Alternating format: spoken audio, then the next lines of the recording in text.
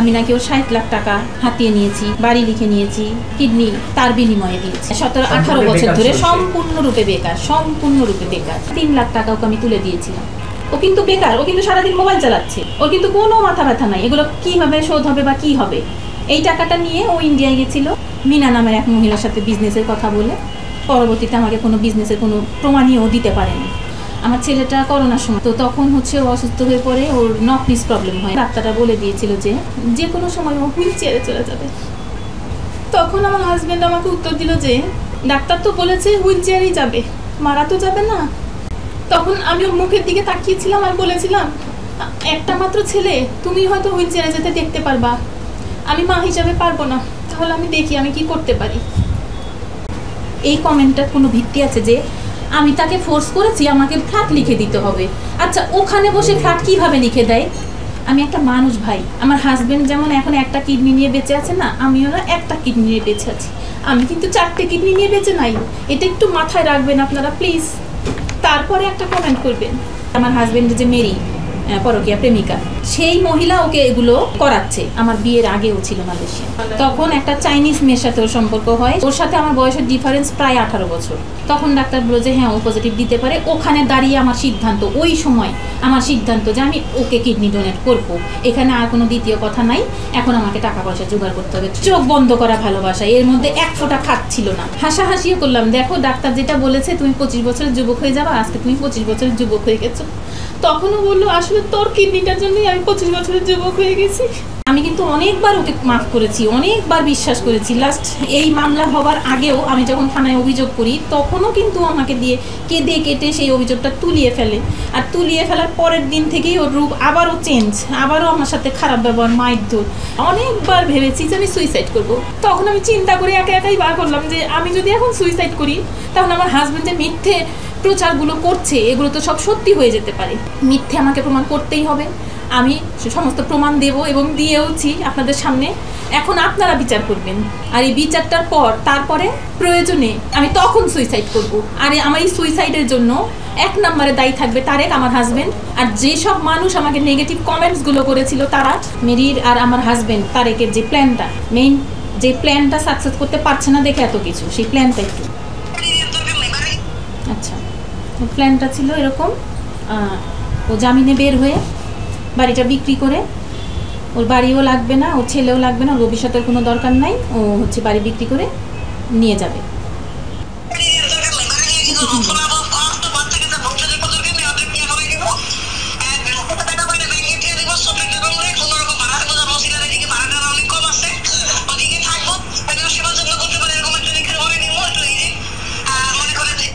তো এই যে প্ল্যানটা করেছে, তো এক্ষেত্রে এগুলো আমি কিন্তু সমস্ত কালেক্ট পেয়েছি আর কি আমার কাছে। ও অ্যারেস্ট হওয়ার পর, আমি কিন্তু ও অ্যারেস্ট হওয়ার আগ পর্যন্ত জানতাম না যে ও এগুলোর সাথে জড়িয়েছে এবং এসব অনলাইন জুয়া টুয়া এগুলোর সাথে জড়িয়েছে, আমি জানতাম না। আমি সব জেনেছি ও অ্যারেস্ট হওয়ার পর। দ্বিতীয় ওর যে অভিযোগটা ছিল যে আমি নাকি ওর 60 লাখ টাকা হাতিয়ে নিয়েছি, বাড়ি লিখে নিয়েছি, কিডনি তার বিনিময়ে দিয়েছি। এটার ব্যাপারে একটু বলি। এই কথাগুলো ও যখন বলেছিল যে ওর 60 লাখ টাকা নিয়েছি, বাড়ি নিয়েছি, এই সেই, আপনারা আসলে একবারও ওকে জিজ্ঞেস করেননি যে ও এই বাড়িটা কোথায় পেলো বা এই টাকাটাই বা কোথায় পেলো। এটা কিন্তু কেউ জিজ্ঞেস করেনি, জাস্ট একতরফা শুনে গেছিলেন যারা ওর বক্তব্যটা নিয়েছিলেন। তো দোতলাটা যে কত সালে করা হয় সেটা কি আসলে আপনারা জানেন? জানেন। দোতলাটা যখন করা হয় হয়তো বা 2015-16 এরকম ওই সালের দিকে করা হয়। ওই সময় ওর ইনকাম সোর্সটা কী ছিল সেটাও কিন্তু কেউ জিজ্ঞেস করা হয়নি, ওকে কেউ জিজ্ঞেস করেননি। তো ও তো ছিল একটা মালয়েশিয়া প্রবাসী, আমার বিয়ের আগেও ছিল মালয়েশিয়া। গত 15-16 বছর ধরে ও কিন্তু কোনো কাজকাম করতো না, ও কিন্তু বাসায় বেকার বসেছিল। ও নিজেও কিন্তু একটা বক্তব্যে বলেছে যে ও প্রায় 12-13 বছর ধরে বসা বেকার, এটা ও বলে ফেলেছে। সত্য কথাটা মুখ থেকে বের হয়ে যায়। 12-13 না, এটা আরো বেশি, আরো বেশি। হ্যাঁ, 17-18 বছর ধরে সম্পূর্ণরূপে বেকার, সম্পূর্ণরূপে বেকার। আমি কখনো ওকে অতটা জোর করিনি। বিবাহ বন্ধনে আবদ্ধ হন তখন সে বেকার ছিলেন, তখন আমাদেরকে বলেছিল বিজনেস করে, হ্যাঁ বিজনেস করে। তো পরবর্তীতে আমি জানতে পারি ও সাব কন্ট্রাক্টে আর কি একটা গার্মেন্টসে সাব কন্ট্রাক্টে কাজ করে। তো সেটা আর কি যে 2 বছর মানে 2 বছর পর যখন ওর অসুখটা ধরা পড়ে, হ্যাঁ হ্যাঁ কিডনিটার প্রবলেমটা ধরা পড়ে, তখন থেকে সম্পূর্ণরূপে বেকার হয়ে পড়ে। বাড়িটা কমপ্লিট করার পরও কিন্তু আমার কাছে বিভিন্ন সময় বিভিন্নভাবে টাকা পয়সা চাইতো। টাকা পয়সার জন্য অনেক ধরনের সিন ক্রিয়েট করতো, আত্মীয় স্বজনের কাছে আবার চাইতে বলতো। এতবার চাইতে পারতাম না, আমি তো একটা মানুষ, আমার তো একটা মানে বিবেক বলে কিছু কাজ করে। বারবার একটা মানুষের কাছে চাবো, সবাই তার আমার জন্য নিয়ে বসে নেই। যার জন্য এইভাবে যখন ওকে আমি বলতাম তখন আমাকে বলতো যে আমাকে তাহলে সমিতির থেকে তুলে দাও। তো সমিতির থেকে যে আমি তুলে দিতাম, সেই সমিতির কিস্তিগুলো কিন্তু আমাকে পরিশোধ করতে হতো। তো এই যে একটা ডকুমেন্টস আমার, এটা হচ্ছে শক্তি সমিতি থেকে তুলেছিলাম, 3 লাখ টাকা ওকে আমি তুলে দিয়েছিলাম। এটা সম্পূর্ণটা মাসে 30,000 টাকা করে 1 বছরের মেয়াদে, মাত্র 1 বছরের মেয়াদে নিয়েছিলাম, আমি পরিশোধ করেছি। ও কিন্তু বেকার, ও কিন্তু সারাদিন মোবাইল চালাচ্ছে, ওর কিন্তু কোনো মাথা ব্যথা নাই এগুলো কীভাবে শোধ হবে বা কী হবে। এই টাকাটা নিয়ে ও ইন্ডিয়ায় গেছিলো বিজনেসের কথা বলে, মিনা নামের এক মহিলার সাথে বিজনেসের কথা বলে। পরবর্তীতে আমাকে কোনো বিজনেসের কোনো প্রমাণীও দিতে পারেনি। বাড়ি করার পর থেকে হ্যাঁ আরেকটা লোন আছে আমার, এটা হচ্ছে আরেকটা সমিতির, এটা হচ্ছে বুড়ো বাংলা সমিতির। ওই পেপারসটা আমার সাথে এখন নাই, কিন্তু আমি প্রমাণ দিতে পারবো, কল রেকর্ডের তার সাথে আমার কথা আছে, হ্যাঁ কথা হয়েছিল। আমার ছেলেটা করোনার সময়, সেই সময় 2020 সালের দিকে, তো তখন হচ্ছে ও অসুস্থ হয়ে পড়ে, ওর নকনিস প্রবলেম হয়।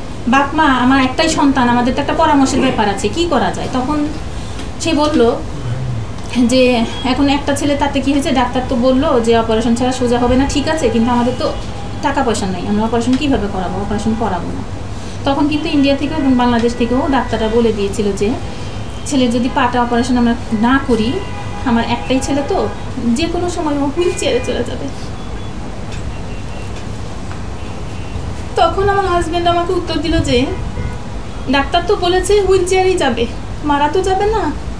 তখন আমি ওর মুখের দিকে তাকিয়েছিলাম আর বলেছিলাম, একটা মাত্র ছেলে, তুমি হয়তো হুইল চেয়ারে যেতে দেখতে পারবা, আমি মা হিসাবে পারবো না, তাহলে আমি দেখি আমি কি করতে পারি। তো এটা বলে আমার আবারও টুকিটাকি গয়নাগাটি দিয়ে, তো আমি দিল্লি অ্যাপোলো ডাক্তারের সাথে ভিডিও কলে অ্যাপয়েন্টমেন্ট নিয়ে কথা বলি, ছেলের পা দেখাই, তখন উনি সব বললো যে কত কি খরচ লাগবে। তো এক একটা পায়ে 7.5 লাখ টাকা করে লাগবে, মানে দুটো পা মিলিয়ে 15 লাখ টাকা লাগবে। তো আমি ওই আমার টুকটাক যা গয়না ছিল ওইটা আবার বিক্রি করলাম, হচ্ছে না তো 7.5 লাখ ওইটুকুতে। আবার আমার আত্মীয় স্বজন সবার কাছে আমি চাইলাম, সবাই আমাকে হেল্প করলো, পরে একটা একটা করে আমার ছেলের পাটা আমি অপারেশন করলাম, আমার সম্পূর্ণ আমার উদ্যোগে, ওই দিল্লি অ্যাপোলোতে নিয়ে। তো ওই সময়ও আচ্ছা আসলো, ছেলেকে নিয়ে সুস্থ হয়ে আসলাম। আসার পরে এবার ওর প্ল্যান, ও আরও লোন তুলে দিতে হবে, তার টাকা লাগবে, তাকে লোন তুলে দিতে হবে। আবার আমি বললাম যে আবার লোন তুলবো, আমি শোধ করবো কীভাবে। পার্লারের কাজটা যে আমি করি, আমার যে বিউটি পার্লার আছে, এটা সবাই এর মধ্যে জেনে গেছেন, শুনেছেন এর আগেও যে আমি বিউটি পার্লারের কাজ করি প্লাস বুটিক্সের কাজ করি। তো এই পার্লারের কাজটা আমার ট্রান্সপ্লান্টের পর থেকে আমি দাঁড়িয়ে আর বেশি একটা করতে পারি না। এটা আমার এলাকার বা আমার যারা ক্লায়েন্টরা আছে তারা সবাই জানে আমি খুব কম কাজ করি, একদম মানে খুব কাছের যারা ক্লায়েন্ট যারা কল দিয়ে আসে তাদের কাজটাই করতে পারি, এছাড়া বেশি একটা করতে পারি না। কাজটা হচ্ছে আমার সন্তানের মতো, তো একেবারে ছেড়েও দিতে পারি না। হ্যাঁ দিতাম, খুব যদি সচ্ছল থাকতাম তাহলে ছেড়ে দিয়ে আমি রেস্টে থাকতাম, কিন্তু আসলে অতটাও তো সচ্ছল না, যার জন্য আমি ছাড়িও না, যে টুকটাক যা কাজ হয় ওটাই আমার অনেকটা সংসারে হেল্প হয়। তো ওই কারণে ওই কাজটাও ঠিক মতো করতে পারি না, তাহলে আমি লোনটা যে তুলবো পরিশোধ করবো কীভাবে, এইভাবে বলার পর ও একদিন প্ল্যান করে, চলো আমরা দুজন মিলে করি, বড় একটা লোন নিই ব্যাংকের থেকে। তারপরে ব্যাংক থেকে একটা বড় লোন নেওয়া হয়, সেটাও আমি একটু আপনাদেরকে দেখাতে চাই। আইডিএসসি ব্যাংক থেকে আমার 16 লাখ টাকা তোলা হয়, পুরো বাড়িটা মর্গেজ রেখে, দুইজনেরই পেপারস ব্যাংকে জমা দিয়ে একেবারে মর্গেজ রেখে এই লোনটা তোলা হয়।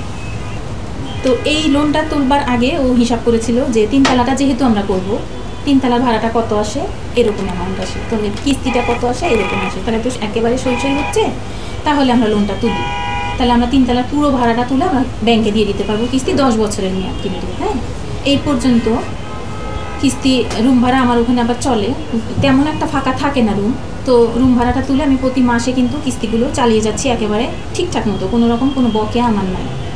এটার ক্ষেত্রেও সে বলেছে কি যে রুম ভাড়া তুলে নিয়ে আমি গুলশানে গিয়ে বসে আছি, অনেক ধরনের কথা বলেছে, একেবারে টাকার অ্যামাউন্ট উল্লেখ করে 65,000 টাকা 3 মাসে কত হয় এই সেই।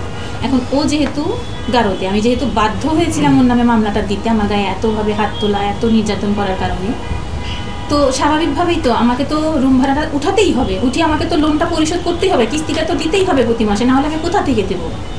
কিস্তিটা তো দিতেই হয়, এটা তো সবাই জানে। আর সেটার বিরুদ্ধে ও কি বলছে, আমি নিয়ে যে বসে আছি। ও কিন্তু ওর বক্তব্যের মধ্যে একবারও একটা জায়গাতেও উল্লেখ করেনি যে ওর কিস্তি আছে বা লোন আছে বা সেটা মাসে মাসে দিতে হয়, সেটা কিন্তু একবারও উচ্চারণ করেনি।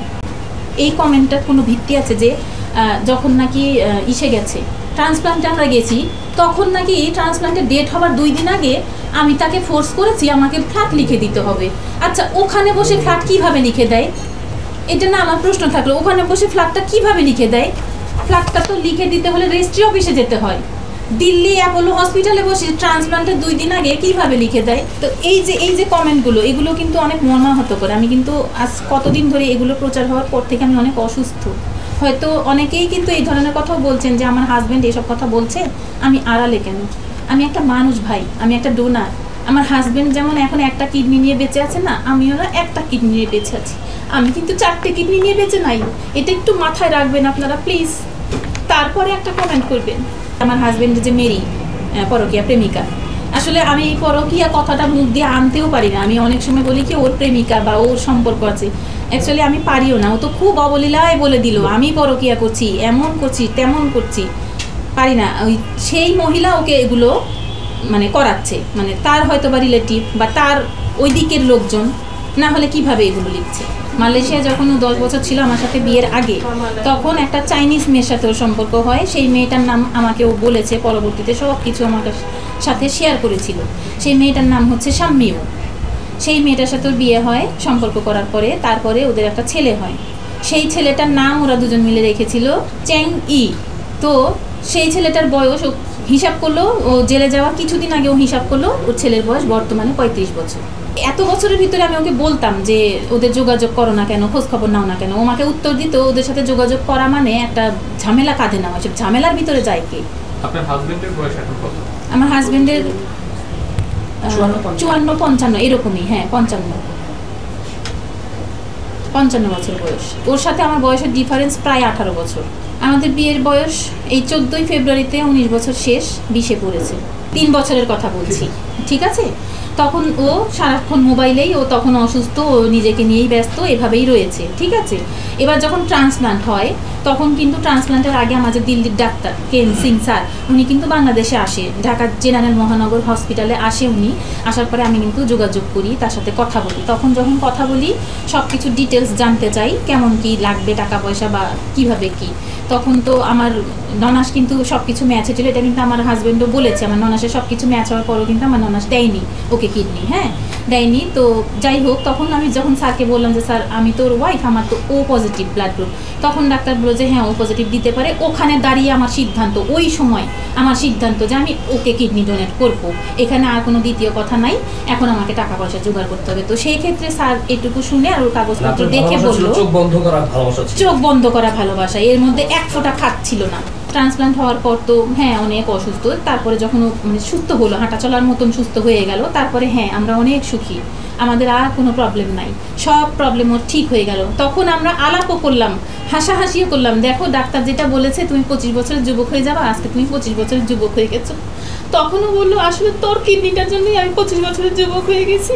বলেছি যে তুমি এই ঝামেলাটা কিভাবে মিটাবা, দেখো তুমি তো আমার গায়ে হাত না তুললে এত বড় পদক্ষেপ আমি নিতাম না, তাই না? তো যাই হোক নিয়েছি, যেটাই হয়েছে। তুমি এই জিনিসটা, আমিও অসুস্থ তুমিও অসুস্থ, আমাদের ফ্যামিলির সবাই আমাদের জন্য সাফার করছে, এটা আসলে ঠিক না। তুমি জিনিসটা ঝামেলাটা মিটাও, কিভাবে মিটাবা? ওর একটাই কথা, তুমি আপোষ করো, তুমি আমাকে বাস। এখন দেখেন যেটা মামলা চলছে, এটা তো আমি তো চাইবই একটা, আমি কিন্তু অনেকবার ওকে মাফ করেছি, অনেকবার বিশ্বাস করেছি। লাস্ট এই মামলা হবার আগেও আমি যখন থানায় অভিযোগ করি, তখনও কিন্তু আমাকে দিয়ে কেঁদে কেটে সেই অভিযোগটা তুলিয়ে ফেলে। আর তুলিয়ে ফেলার পরের দিন থেকেই ওর রূপ আবারও চেঞ্জ, আবারও আমার সাথে খারাপ ব্যবহার, মারধর। তাহলে আমি ওকে কিভাবে বিশ্বাস করে এখন আবার এমনি এমনি মিলে যাব, ওকে ঘরে নিয়ে একসাথে আমরা এক ছাদের নিচে থাকবো? কিভাবে এটা পসিবল বলেন? আমি তাই জন্য বলেছি দেখো তুমি কিভাবে মেটাবা সেটা তুমি বলো, আর নয়তো কোর্ট আমাকে যেই রায় দেবে আমি সেটা মেনে নেব। আমি আইনের প্রতি শ্রদ্ধাশীল, আমি আইনের দ্বারস্থ হয়েছি, আমি একটা চাই যে এটা একটা সমাধান হোক। আমি কি চেয়েছিলাম? আমি একটু ভালো ব্যবহার চেয়েছিলাম, একটু ভালোবাসা চেয়েছিলাম, সেটা তো আমি পাইনি। হ্যাঁ, একটু সামান্য মূল্যায়ন আমার হয়নি। ও শুধু ওর না, ওর ফ্যামিলির কারোর কাছ থেকে কখনো পাইনি। কখনো কোনো দিন আমাকে কোনোদিন একটু ফোন করেও জিগায়নি যে তুমি কেমন আছো অপারেশনের পরে। ওরা এমন টাইপের মানুষ। সব ক্ষেত্রে আমার বোনের হেল্প আমার সাথে এবং আমার ফ্যামিলির অনেকের সাথেই আপু অনেক হেল্প করে। তো সেটার মানে কি এটা এই ধরনের কথা বলতে হবে যে নোংরা নোংরা কথাগুলো আমার হাজবেন্ড বলছে কেন, কিসের ভিত্তিতে বলছে? আমার হাজবেন্ড তো ওর হেল্প নিয়েই এত বড় এই যে সুস্থ হয়ে উঠলো। এই যে অপারেশনের সময়ও কিন্তু আমার মা বোনেরই অবদান, ঠিক আছে? তারপরও কেন ও এই ধরনের কথা বলবে? ও কেন বলছে? যাতে আমার বোন রাগ করে জিদ করে ওর ক্যারেক্টারের উপরে ও কথা বলছে, তাহলে আমি জিদ করে সরে যাই, তাহলে টুনি আর কিছু করবে না, তাহলে টুনি তারেকের সাথে মিলে যেতে বাধ্য হবে। তারেক এটাই চাচ্ছে। এই কারণে এই ধরনের কথাগুলো আমার বোনের সম্পর্কে বলছে। আমার বোন আজকে এত বছর ধরে, প্রায় 15-16 বছর ধরে মাই টিভিতে আছে সিনিয়র নিউজ প্রেজেন্টার হিসেবে। মিডিয়াতে থাকা মানে কি খারাপ? মিডিয়াতে থাকলে কি 5 জনের সাথে পরিচয় থাকে না? তারা কি তাদেরকে হেল্প করে না? কলিগ হিসাবে বা যেটাই হোক একটা হেল্প করে না? সেই জন্য কি খারাপ ধরনের কথা বলতে হবে আমার হাজবেন্ডকে? কেন ওই ধরনের কথা বলবে? আমার আর একটু জাস্ট বলার যে আমি আজকে শেষবারের মতন আসলাম আপনাদের সামনে। আমি আসলে আর আসতে চাই না আপনাদের সামনে। আমাকে আর আসতে বাধ্য যেন করা না হয়। আসলে আমি একটা অসুস্থ মানুষ। আমি যে কয়টা দিন বাঁচি আমার এই বাচ্চাটাকে নিয়ে না একটু সুস্থভাবে বাঁচতে চাই। হ্যাঁ, আর কিছু আমার চাওয়া নাই। আমার নতুন করে জীবন সাজাবার কোনো চিন্তা ভাবনা নাই। যদি থাকতো বহু আগেই আমি চিন্তা করতাম। আমি কিন্তু এই গত 2 দিনে আমার হাজবেন্ডের এইসব কথার কারণে অনেকবার ভেবেছি যে আমি সুইসাইড করব। আমার ছোট ভাইটার সাথে আমি গল্প করেছি, তাই আমি এইভাবে কর না করবো, সুইসাইড করবো। হ্যাঁ, দিব্যকে আগে মারবো, তারপর আমি মরবো। তো তারপর আমি চিন্তা করে দেখলাম আমার আসলে অনেক ধৈর্য, তো আমার আল্লাহ আমাকে অনেক ধৈর্য দিয়েছে। তখন আমি চিন্তা করে একাই বার করলাম যে আমি যদি এখন সুইসাইড করি তাহলে আমার হাজবেন্ড যে মিথ্যে প্রচারগুলো করছে এগুলো তো সব সত্যি হয়ে যেতে পারে। তাহলে আমি কেন এখন সুইসাইড করব না? আমি তাহলে এগুলো মিথ্যে আমাকে প্রমাণ করতেই হবে। আমি সমস্ত প্রমাণ দেব এবং দিয়েওছি আপনাদের সামনে। এখন আপনারা বিচার করবেন যে কে সত্য আর কে মিথ্যে। আমি এটা শেষ দেখব, এটার বিচারটা আমি চাই। আর এই বিচারটার পর তারপরে প্রয়োজনে আমি তখন সুইসাইড করব। আর আমার এই সুইসাইডের জন্য 1 নম্বরে দায়ী থাকবে তারেক, আমার হাজবেন্ড, তারেকের ফুল ফ্যামিলি। আর যেসব মানুষ আমাকে নেগেটিভ কমেন্টসগুলো করেছিল তারা, আর যেসব হলুদ সাংবাদিক না জেনে না বুঝে আমার ওই নেগেটিভ প্রচারগুলো আমার হাজবেন্ডের মাধ্যমে করেছিল, তারা সবাই দায়ী থাকবে।